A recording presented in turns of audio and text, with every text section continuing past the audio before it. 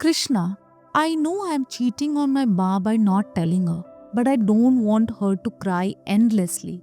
Some wounds are loud, some are quiet, and some live so deep in the heart that only Krishna can hear them. Tonight, two souls write to him, one ashamed of who she believes she is, another holding a secret heavy enough to break her home. Maybe somewhere between their words, you will find a piece of your own story too.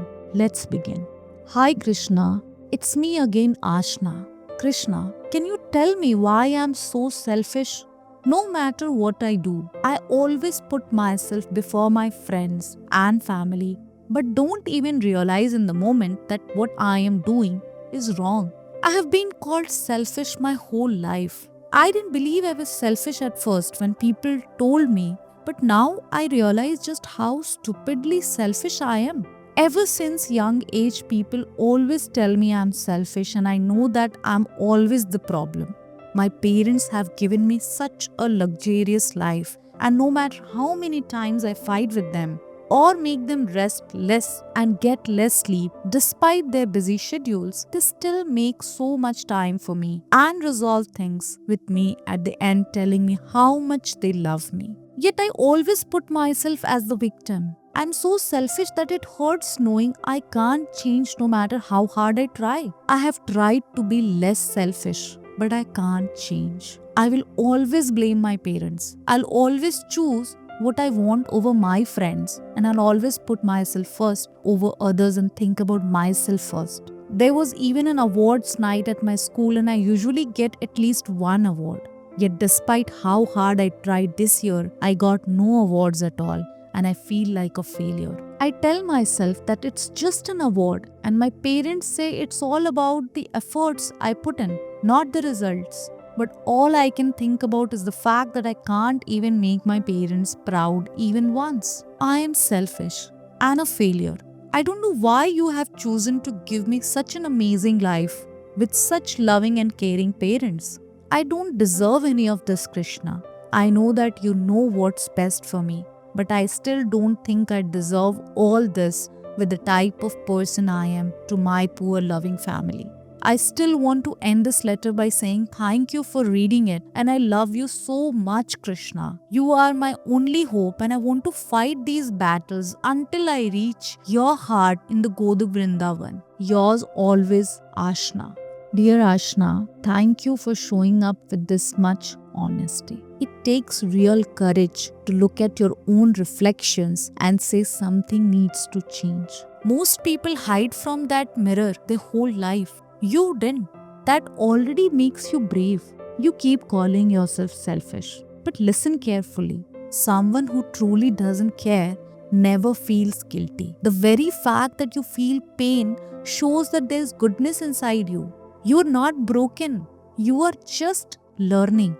You wrote something important. I don't even realize in the moment what I am doing is wrong. That means the problem isn't your heart, it's your unawareness. Not selfishness, unawareness. And awareness is something we can grow. When we are unaware, the ego jumps in with me, my, I. That's normal. We all start life that way. Growing up means expanding that circle to include others. You are in the process right now. This is not your identity. It's just a habit, and habits can change. Now, about the award. You are hurting because you didn't get one, and your parents told you it's all about your effort, not the result. They just repeated the most iconic line in the Bhagavad Gita. You have a right only to your actions, never to their fruits. You studied, you tried. That's already a victory. Your parents are proud of you, not a trophy. Here is the deepest truth. You say you don't deserve your parents' love, but none of us deserve love. Love is not a salary, it's a gift, it's grace. Krishna loves you not because you earned it, but because you exist. You don't have to earn breath, you don't have to earn love. You simply receive it, and then you reflect it back into the world, to your parents, to your friends, to the people around you. Ashna, you are not a selfish failure. You are a loving soul learning how to grow. Your guilt is the sign of your goodness. Your desire to change is Krishna holding your hand. You are already inside his heart. Radhe Krishna, my friend, take good care of yourself, your parents, your friends, and the people around you. All the best. Sometimes the battle isn't inside us, but inside our homes, and the weight we carry is bigger than our age. Kanhaji, this time I'm writing you again when I'm so stressed and tired that I'm helpless to do anything. Nothing is hidden from you. You know everything that is going on here, but let me still remind you of it. My papa is cheating on my mama with an extramarital affair, and the worst part is that I know it and I can't tell this to my ma. She will not be able to bear it. The problem in 90% of Indian families is that there is nothing like divorce but only sacrifice, pain, and crying. I know I'm cheating on my ma by not telling this to her, but I don't want her to cry endlessly all night because I know she will not speak for herself. So, what I have decided is that I'll try to explain my papa that he is wrong by hurting him. He's a good human being as a father, but not as a husband. And now today, he got hurt in his leg, but I didn't even ask him how he got hurt and didn't even cared for him. This is paining inside somewhere in me, but a gut feeling in me says that I am right in this. And I need your blessings, Kanaji. Please bless me and my mama immense power to bear this until and unless you don't fix everything right, waiting for your smart move that will enlighten our lives.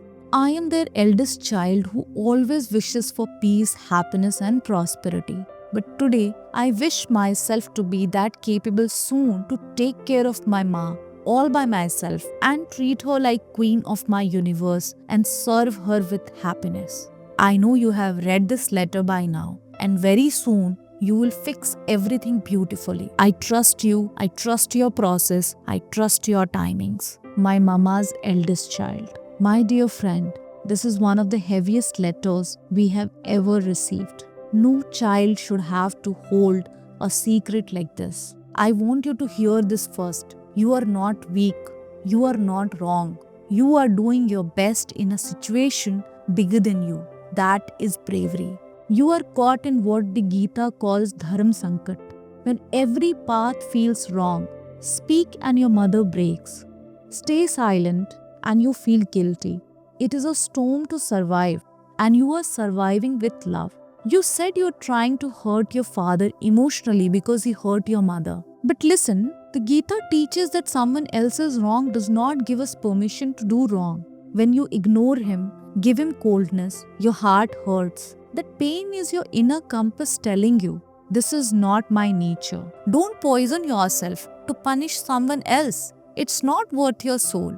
You asked if you're betraying your mother by not telling her. Right now, no, because you said it yourself. She won't be able to handle it. You are not betraying her, you're protecting her.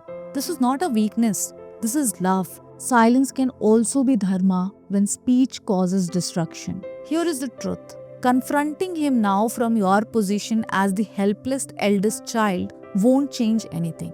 He'll deny it, get angry, maybe turn on your mother. A confrontation from helplessness is just a scream. A confrontation from strength changes everything. You wrote something beautiful. I want to be capable enough one day to take care of my mother like a queen. That's your signal. Everything else is noise. Every time you study, every time you grow, every time you build yourself, you are building a palace in which she will be safe one day. Don't fight your father. Build your future. That is your dharma. You also wrote that he's a good father but not a good husband. That is wise. People are complicated, mixed, light and dark. You are allowed to love the part of him that is good and reject what is wrong. This keeps your heart clean. You don't have to hate him to protect your mother. My dear friend, right now you feel helpless, but truly you are being forced. Krishna is not only watching, he's teaching you strength, patience, clarity, compassion. These are his gifts to you through this storm. You are the smart move you were waiting for. He's preparing you to be the anchor your mother will one day lean on. Trust that. Take care, my dear friend. Radhe Krishna and all the very best. Maybe you saw yourself in these letters. Maybe your battles look different, but the feelings are the same. Confusion, guilt, fear, love. If your heart is carrying something you have never said out loud, write to Krishna. Just grab a piece of paper and pen or in your notes app and start writing to Krishna. Write to him as if he is your best friend. And believe me, he is. And if you want, you can send these letters to modernaimystic@gmail.com. Your letter might help someone else breathe again. And if this episode touched even one corner of your soul, hit that like button. Share this with someone who needs a little strength. And subscribe so you don't miss next Saturday's letter to Krishna. Your support helps us reach more hearts that need this. Until then, stay close to him. He's closer than you think. Hare Krishna.